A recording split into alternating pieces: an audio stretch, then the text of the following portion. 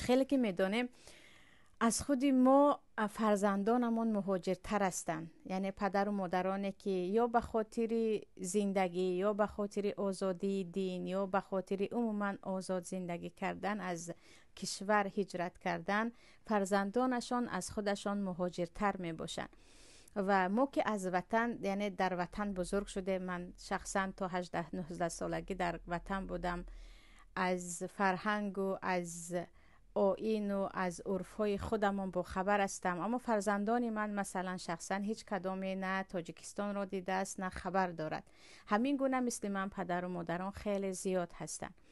و عزیزان، در تاجیکستان مثلا وقتی من و شما پدر و مادران بزرگ شده بودیم، در تربیه ما یگانه پدر و مادر نه، همسایه ها، خاله و تقا، عمه و عمک و بابا و بیبی همه شریک بودن. یگانه پدر و مادر به ما این را کن آن را نکن، این درست است این خطا است نمیگفت. همسایه ها هم این را میگفتن، خیش و تبار هم میگفتن و مایان با یک تربیه عمومی بزرگ شده. یعنی یک چیزی که حرام است علل خصوص در اسلام، الحمدلله در خود عرف تاجیکستان هم آن قبول نکردنی هست. و یک کودکی که مثلا سیگار میکشد در 15-16 سالگی، همه به چشم بد میبینن، علل خصوص در دهات.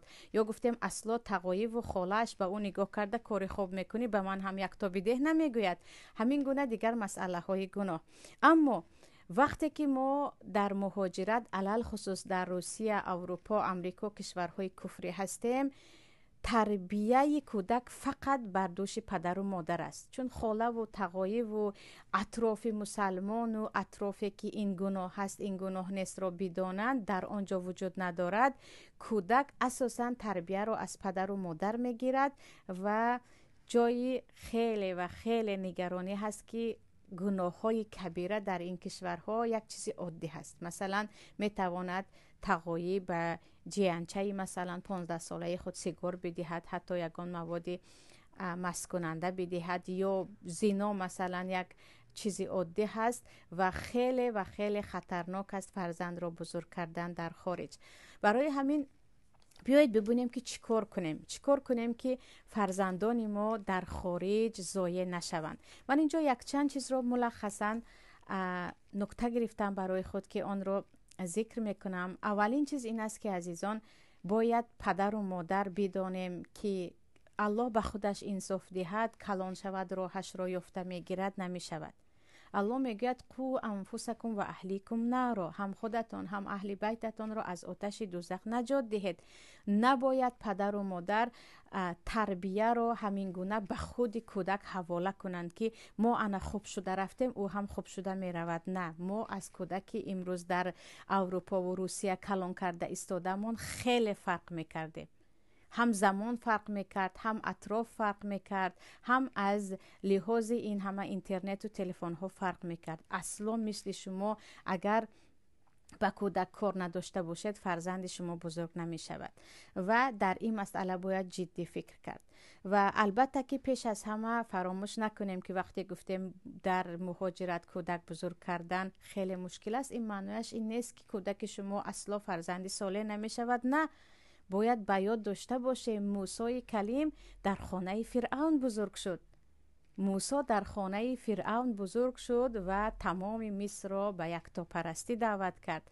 وقتی پروردگار توفیق هدایت را به فرزند شما البته با سبب شما میدهد که شما باید در اینجا سبب ها را پیشه کنید، یقین بدانید که حتی در داخل اروپا و امریکا باشد هم فرزند شما انشاءالله با ایمان بزرگ می شود.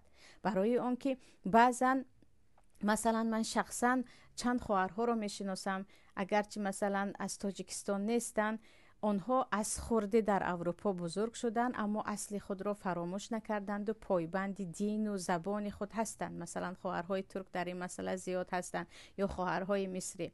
پس اینجا پدر و مادری که در اروپا و روسیه فرزند بزرگ میکنید، از الله باید زیاد طلب کنیم که پروردگار هدایت در دست توست. من یهدی الله فلا مضل له، کسی که الله هدایت کرد هیچ کس او را گمراه کرده نمیتواند. فرزند خود را، ایمان او را به تو میسپارم که هدایتش کن. دعای پدر و مادر اجابت است. در هر نماز و هر سجده برای فرزندانی که از خانه میبرایند علل خصوص در دانشگاه و در مکتب در صنف‌های بالای میخوانند باید دعا کنید و پروردگار اگر هدایت فرزند شما رو بدهد که البته دعا هم سبب هست، یقین بدانید که موسی شما در خانه فرعون هم با همان توحید و ایمان خود بزرگ می شود.